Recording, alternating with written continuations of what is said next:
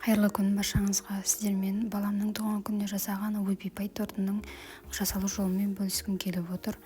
Лайк басып қолдап кетіңіздер. Ең алдымен шоколад пен сары майды микроволновкада ерітіп аламыз. Жұмыртқалы массамыз дайын болғанша бұл суып дайын тұрады қосуға. Микроволновканы 1 минутқа қойып, қайта алып қозғап, ерігенше қозғап тұрамыз. Құрғақ қоспаларымызды араластырып аламыз. Бірінші ұнға какаоны салып алып, сосын разрехительді салып, үшеуін араластырамыз. Достар, менің каналыма тіркеліп, лайк басып, комментария жазып қолдап кетіңіздер. Сосын ыдысымызға шекер мен жұмыртқамызды салып алып, миксердің көмегімен араластырамыз. Жұмыртқа өзінің көлемінен 4-5 есе көтерілгенше миксермен жақсылап араластырамыз. Торттың құрамына қосылатын заттардың салмағын, өлшемін описание бөліміне жазып кетемін. Сол жақтан кіріп көріп жасай берсеңіздер болады.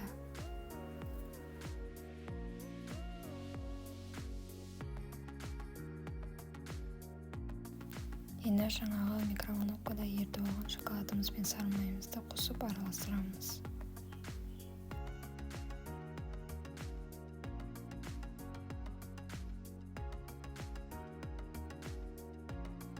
Біркелкі болғанша араластырып, сосын құрғақ қоспаларымызды қосатын боламыз. Құрғақ қоспаларды міндетті түрде ситаның көмегімен өткізіп араластырамыз. Миксердің көмегімен қосқаудан бұрын бірінші жақсылап араластырамыз. Миксерді қоспай жатып, сосын миксермен араластыратын боламыз. Әйтпесе, ұн жан-жаққа шашырап кететін болады. Құрғақ қоспалардың бәрін бірден қоспаймыз, 2-3 бөлікке бөліп қосатын боламыз. Әйтпесе, көлемі түсіп кететін болады.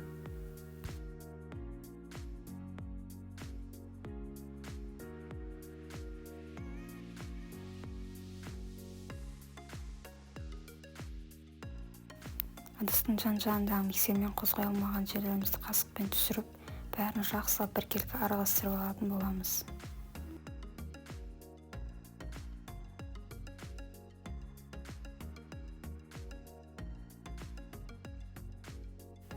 Енді корждарын пісіріп алатын боламыз. Менде пергамент қағаз болмады және оның өлшемін өлшеп алатын ыдыс болмады менде, сондықтан үйде бар жағдаймен жасадым.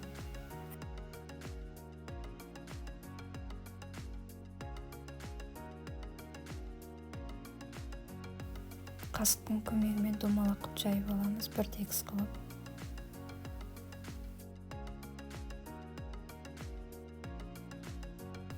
Менікі осылай шықты. Енді бұны қызып тұрған пеште 180 градуста пісіріп аламыз. Ол менің корждарым пісіп алғанша кремін дайындайтын боламыз. Бірінші сахарный пудраға творожный сырды салып, екеуін жақсылап араластырып аламыз.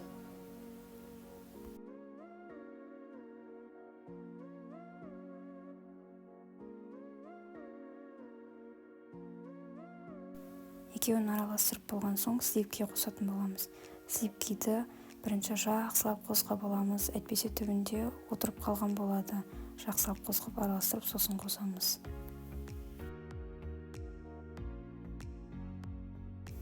Сосын миксердің ең төменгі жылдамдығымен әр 50-40 секунд сайын жоғарылатып отырамыз. Тез араластыратын боламыз. Сонда біркелкі араласып қатып шығатын болады креміміз.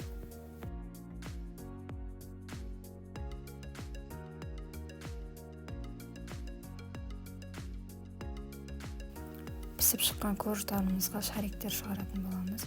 Пакетикке насатканы салып алып, насатканың көмегімен шариктер шығарамыз. Бірінші коржды төңкеріп қоямыз, крем жақсы сіңетін болады, ал екінші коржды кәдімгідей қоя береміз. Сосын шариктерді бір-бірінің үстінен түзу қылып шығарамыз, сонда біркелкі әдемі шығады. Сосын ортасына кремді жағып шығатын боламыз, біркелкі тегіс қылып. Дәл осындай реттілікпен 3-ші қабаттағы коржымызды қойып жағып шығамыз. Сосын бетіндегі қабатындағы коржды кішкене қылдым, өйткені шоколадты құйғанда шет-шетіне жағып әдемі болып шығады. Сосын бетіне шоколадты ганаш құямыз. Шоколадты ганашты сары май мен шоколадты араластырып, микроволновканың көмегімен ерітіп алып дайындадым. шет-шетіне жайлап ағызып құйып шығатын боламыз, бір келкі тегіс қылып жағып. Сосын үйдегі бар заттармен бетін сәнедім. Баламның туған күніне құттықтап жазу жазып, сосын қалған корждар мен печенье істеп, соларды қойдым бетіне, сосын шиелерді қойып, үйдегі бар заттармен жасадым. Міне баламның туған күніне осындай торт болып шықты. Көріп тамашалағандарыңыз үшін рахмет. Қолдап кетіңіздер. Сау болыңыздар.